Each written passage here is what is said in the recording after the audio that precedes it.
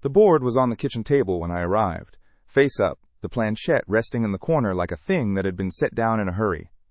The mother had called 3 times. She apologized for the table not being cleared. I told her the table did not matter. What mattered was the small flat thing with the printed letters, and the fact that no one in the house could remember exactly when it had come in. That is almost always how it begins, not with a scream. With a shrug.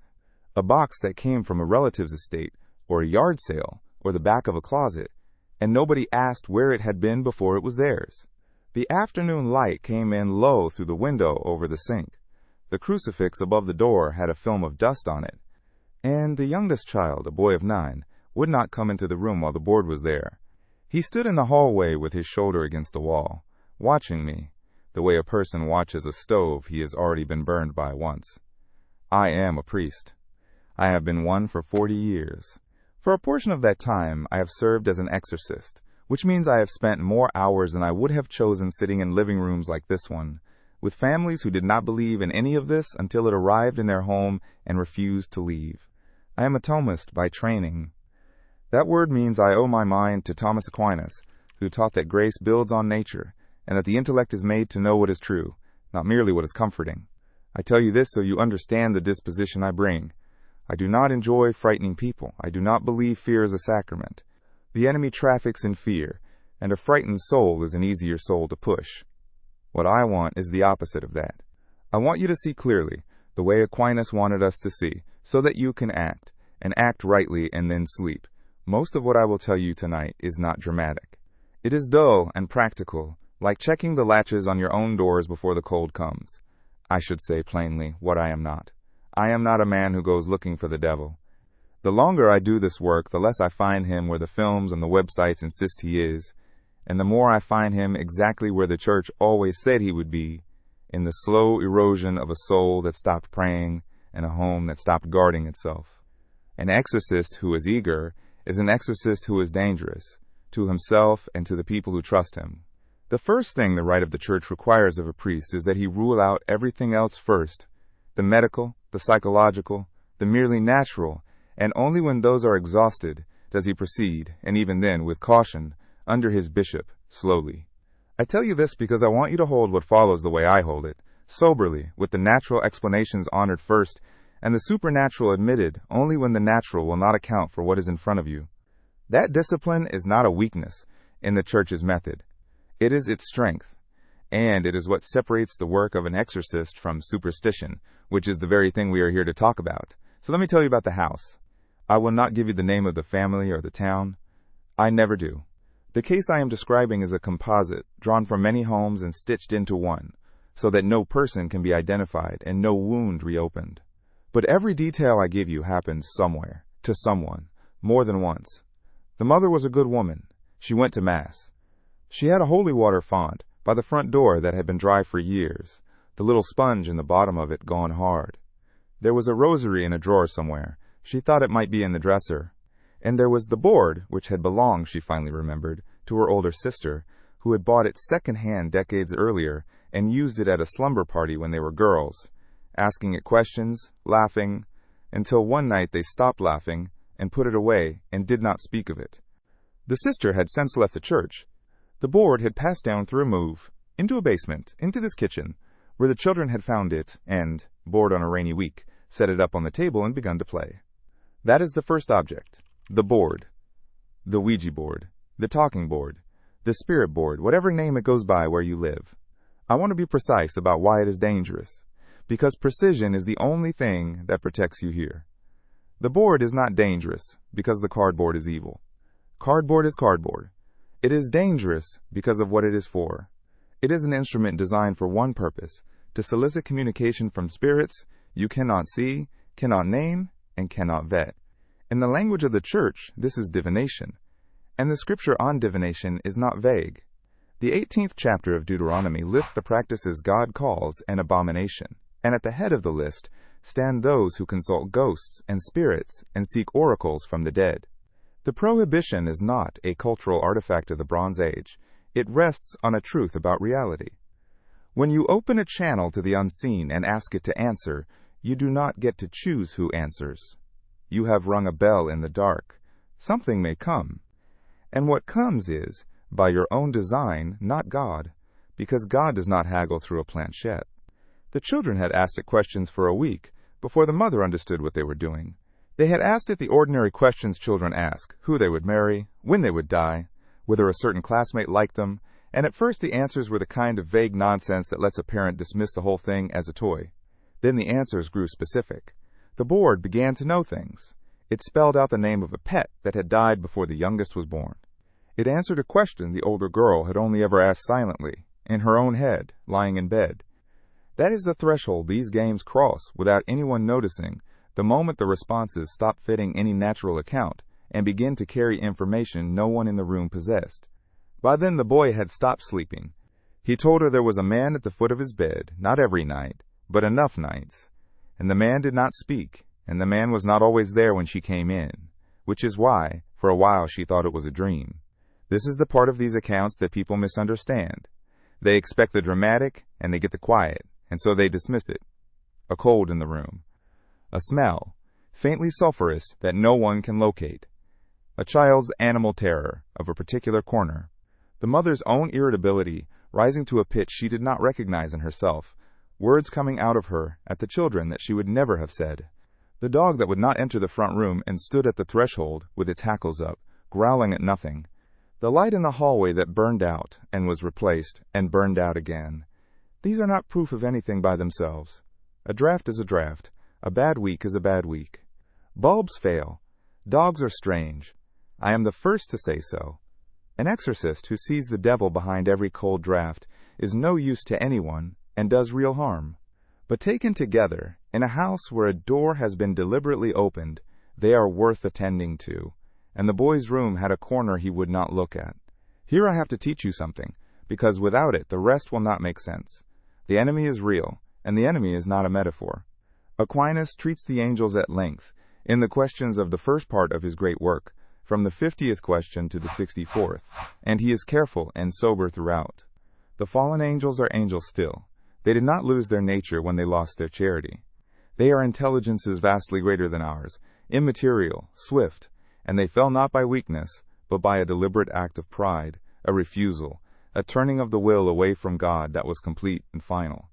Understand what that means for the man in the boy's room. He is not a ghost, not the spirit of some sad dead person. He is an intelligence that hates, and hates with a patience that does not tire, because it has nothing else to do with the eternity it threw away. But here is the thing the families never know, and the thing that explains everything that follows. The enemy cannot simply walk in. He is not omnipotent. He is a creature, and a creature under God's permission, and he operates within limits. The first letter of Peter says it plainly. Be sober, be watchful, your adversary the devil prowls like a roaring lion, seeking whom he may devour. Seeking. He prowls, he looks for an opening, because he cannot make one where none is given. He requires what the tradition calls a legal foothold, a ground, a right, a permission that a soul has granted him, knowingly or not, through which he can act. Sometimes the ground is grave and habitual sin. Sometimes it is a dedication, an object or a practice, deliberately consecrated to him or to powers other than God. Sometimes it is a generational ground, an inheritance of something a grandparent did. And sometimes it is as simple as a board on a kitchen table, used in earnest, which is an invitation written in a language the enemy reads perfectly. The board did not summon the man. The children did, by asking. The board was only the door they used. You also need to know that not all of the enemy's action is the same, because the word people reach for, possession, is the rarest of the lot, and reaching for it first is how families frighten themselves into paralysis. The tradition draws distinctions, and the distinctions matter. The ordinary action of the enemy on every soul that has ever lived is temptation. That is the suggestion to evil, the pressure on the will towards sin, and it is the lot of saints as much as sinners. The Lord himself was tempted in the desert. Temptation needs no open door. It is the weather we all live in. Above that, and far rarer, is oppression, which is an external assault, the affliction of the body, the disturbance of the senses, the man at the foot of the bed, the cold in the room, the sleeplessness, and the dread. The person's will remains his own. The attack comes from outside and presses in. Rarer still is infestation, which is the enemy's attachment to a place or an object rather than a person, the house that is wrong, the thing that should not be kept. And rarest of all, the thing the films are obsessed with and the thing I almost never see, is possession, where the enemy is permitted to act through the body itself, to move it and speak through it, while never touching the soul, which God guards and which no devil can seize. What was in that house was not possession. It was oppression of the boy and infestation of the home, fed by grounds the adults had granted, and that is the ordinary shape of nearly every case I am ever called to. I tell you the latter so that you do not leap to the top rung in terror over what is almost always a far lower one, and so that you take the lower rungs seriously, because they are real, and they are the ones you are actually likely to meet. Now I must name the second object, because the family did not have only the board, and almost no family does. In the same kitchen, on a shelf above the spice rack, sat a small deck of cards wrapped in a silk cloth. The mother had bought them at a fair, from a woman who read them, and the woman had handled them and breathed her trade over them before she sold them. They were tarot cards. The mother did not think of them as a cult. She thought of them as a curiosity, a party piece, something she pulled out to entertain. But the tarot is divination by another instrument. It belongs to the same family the board belongs to. It asks the unseen to disclose what God has not chosen to reveal, and worse, it had been handled and dedicated by a practitioner, which is a provenance that matters. I want to be honest with you, because honesty is the whole of my purpose here. A deck of cards bought new from a craft store, never used for divination, is paper and ink and nothing more. The danger is not in the geometry of the cards.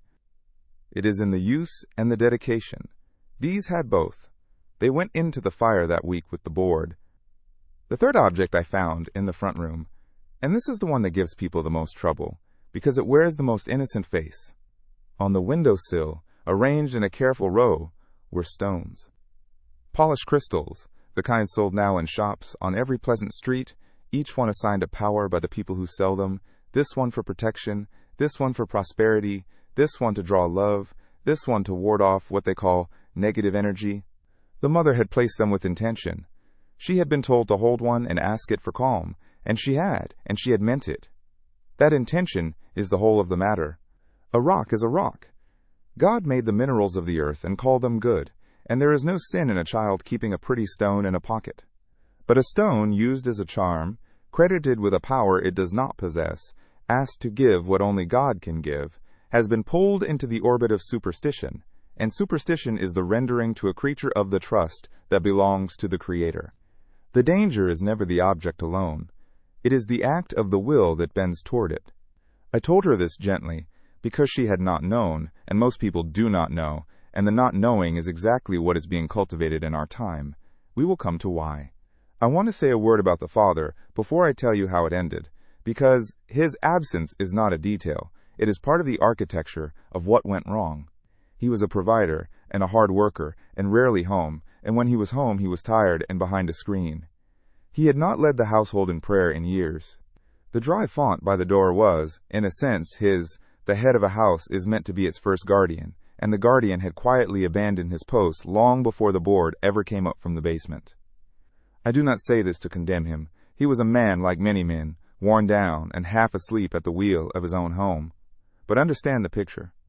A house with no spiritual head, a habitual grave sin running every night in a back room, a mother dabbling in things she thought were harmless, and children left to find a closed box and open it.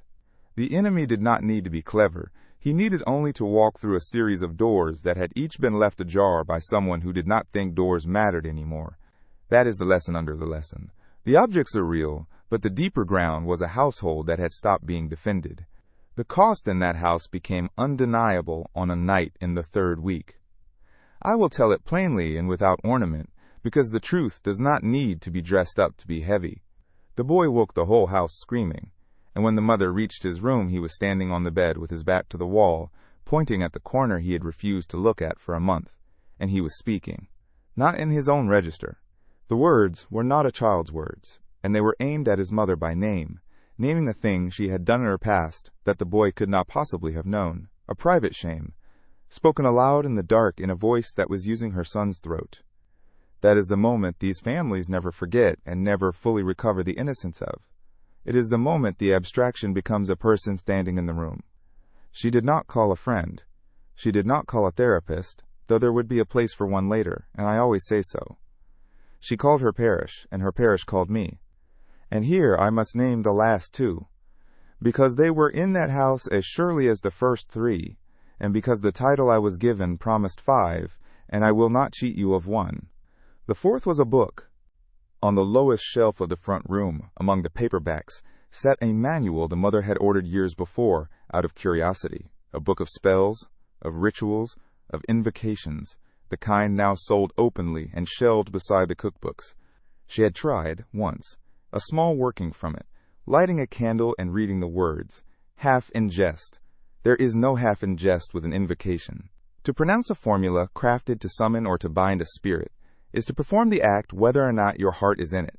The way a man who fires a gun he believed was empty has still fired the gun. The book had a dedication baked into its every page, an intent that was not hers but that she had borrowed by using it. It burned with the rest. The fifth was the hardest to find and the hardest to name, because it does not look occult at all. It was a phone, and a tablet, and the habit they fed. The father of the house, and I have not spoken of him until now, because he was rarely home, had for years used his devices to feed a private and grievous sin, the consumption of pornography, deep into most nights, alone in a room with the door shut. I include this among the objects deliberately, and I want you to understand why, because it is the point most people would rather I left out. The occult is one road to a legal foothold. Grave and habitual sin is another, and a wider one, traveled by far more souls. The device was not evil, it is a tool, and tools are neutral. But the device had become the instrument of a sin, repeated nightly, and never confessed, and that unconfessed, habitual grave sin is a ground as real as any board or any deck of cards. It does not need a planchette to open a door. It opens the door by itself, every night, and leaves it open. The man had a foothold in his own house that had nothing to do with his children's game, and the two grounds together made the home a place where the enemy had more room than any single object would have granted him. So there are your 5. The board, the tarot, the charm stones, the book of spells, and the devices feeding grave sin. 5 things that sit in nearly every home, and not one of them dangerous as mere matter, every one of them dangerous as an act of the will, as a use, a dedication, a provenance, or a sin. I want to drive this distinction in, because if you take the wrong lesson from tonight, you will do harm. You will throw out a child's deck of playing cards, and feel holy and change nothing. The question is never simply what is on the shelf. The question is what it was for, where it came from, and what you did with it. Cursed objects are real, but they are rarer than the internet would have you believe.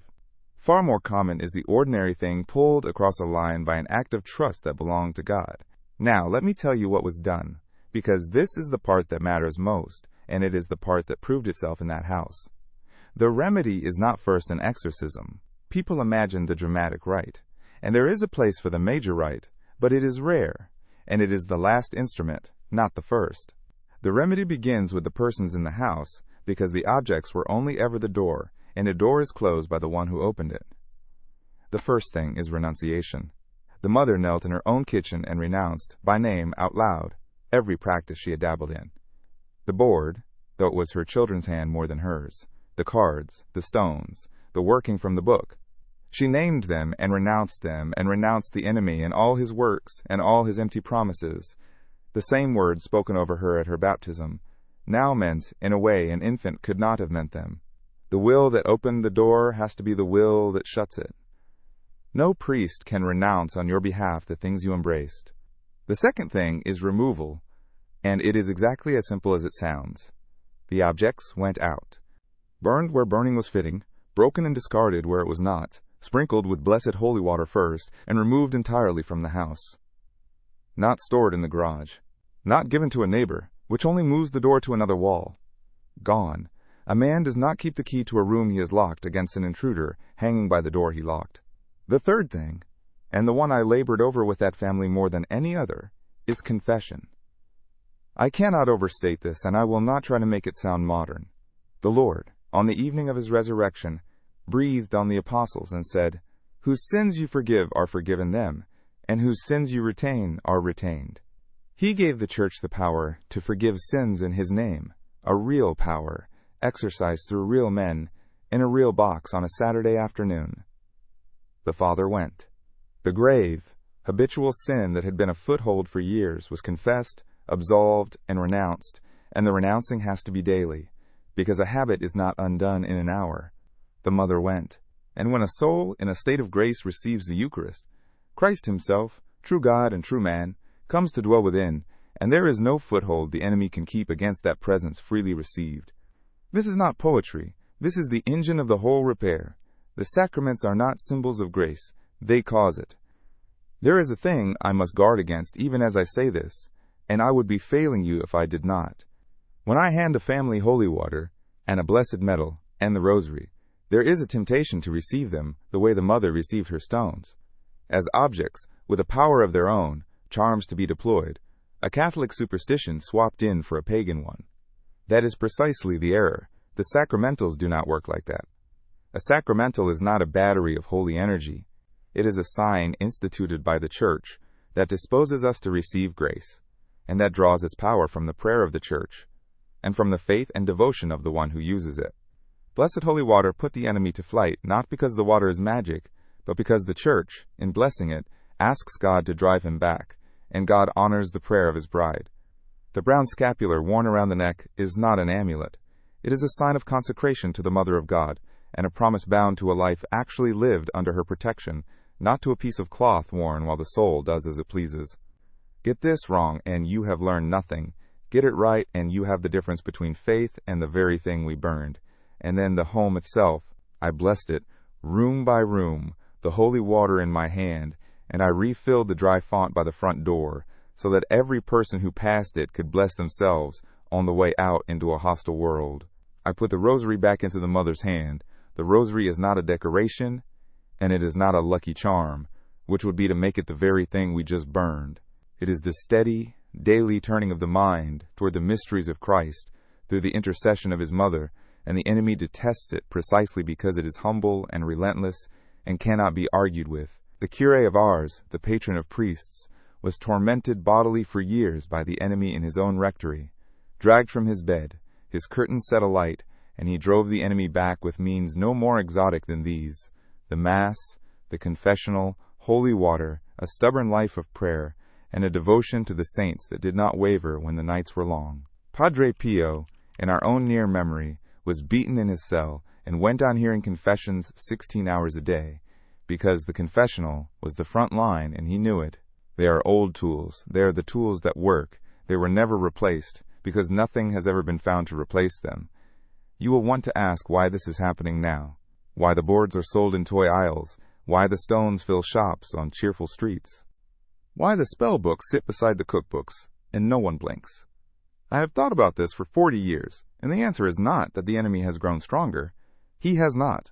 His nature is fixed. He is exactly as strong as he was when Peter wrote his letter. What has changed is us. The occult has been rebranded. It has been stripped of its old terror and sold back to a comfortable people as wellness, as self-care, as a harmless aesthetic, as a game for a rainy afternoon. A generation was raised to believe that the unseen world is either fantasy or a kind of spa, and a soul that does not believe a thing is real will not bother to guard the door against it. That is the genius of the rebrand. You do not need to convince a man to open the door if you can first convince him there is no door, and no house, and nothing outside in the dark. And beneath the rebrand lies the deeper collapse, which is the loss of the sense of sin. Men no longer believe they have done anything that requires forgiveness, and so they no longer seek it, and the confessionals stand empty on the Saturdays they were built to fill. The catechesis that once formed a Catholic to know the difference between superstition and faith, between divination and prayer, has in many places simply stopped. Ask a young Catholic today what divination is, or why the first commandment forbids it, and you will too often meet a blank and kindly face he was never taught. No one withheld it from malice. It was simply allowed to lapse, dropped from the handing on, until the whole inheritance went quietly out of print in living memory. 2 or 3 generations have been handed a religion of sentiment without sinew, a vague kindness with no teeth and no knowledge, and you cannot defend a house with a faith that does not know its own doctrine. A soldier who has never been told there is a war and never shown his weapons, and never told the enemy exists, is not at peace. He is only unguarded. The enemy did not break down the walls. We dismantled them ourselves, brick by brick, and then we forgot we had ever had walls, and called the open field freedom. So let me be practical, because hope without a next step is only a mood, and I promised you the opposite of a mood. Do this, and do it this week, not someday. First this week, walk through your home with open eyes and find the objects. The board you forgot in the closet, the cards, the stones placed with intention, the book you bought out of curiosity, the working you tried once and never confessed. Take an honest inventory of provenance and use, not of mere appearance. Second, this week, renounce them by name, out loud, and then remove them. Sprinkle them with blessed holy water, burn or break them, and put them out of the house entirely, not into the garage. Third, this week, go to confession, a full and honest confession, especially of any grave and habitual sin, the kind that lives on a device behind a shut door. Make it the beginning of a regular practice, not a single event. Fourth, beginning this week, pray the prayer to St. Michael the Archangel daily, and take up the rosary, even a single decade to start, every day without exception. Fifth, have your home blessed by a priest, and find a sound one, a priest who believes in what he was ordained to fight, and who will refill your fonts and not laugh at your fear. And sixth, form your children. Tell them, in words a child can hold, why the board is not a game, and why the corner is not nothing, so that they are not handed the same comfortable ignorance that opened the door in the first place. That family is well now. The boy sleeps. The corner is just a corner. The font by the door is full, and the mother dips her fingers into it without thinking, every time she leaves, which is exactly how it should be done. I tell you their ending not to comfort you cheaply, but because it is true, and because it shows you the shape of the cure. Ordinary, sacramental, unglamorous, and complete. There is no foothold the enemy can keep against a soul in a state of grace, in a home washed with blessed water, in a family that has remembered how to pray. The remedy was old. It was always old. It was waiting in the very church a comfortable age had been taught to find quaint. I want to leave you with something firmer than optimism, because optimism is a feeling, and feelings are weather. What I am offering you is hope, which is a virtue, and a virtue is a settled thing that holds when the weather turns. When the whole world had gone over to a heresy, and the bishops with it, one man, Athanasius, stood against the age, and the phrase that came down to us is Athanasius contra mundum, Athanasius against the world. He was right, and the world was wrong, and the world was vast, and he was one man, and being one against the many is not the same as being defeated. You may feel that you are one against the tide, that the boards and the stones and the easy contempt are everywhere, and your small old tools are nothing against them. They are not nothing. They are the only things that have ever worked. God is with us. He has always been with us. The question is whether we will be with him. Next time I will take you into a different kind of foothold, the one that does not come from a shelf at all, but is handed down through a family across generations, the inheritance no one chose and everyone feels, and I will tell you how a bloodline is renounced and a door 3 generations old is finally closed.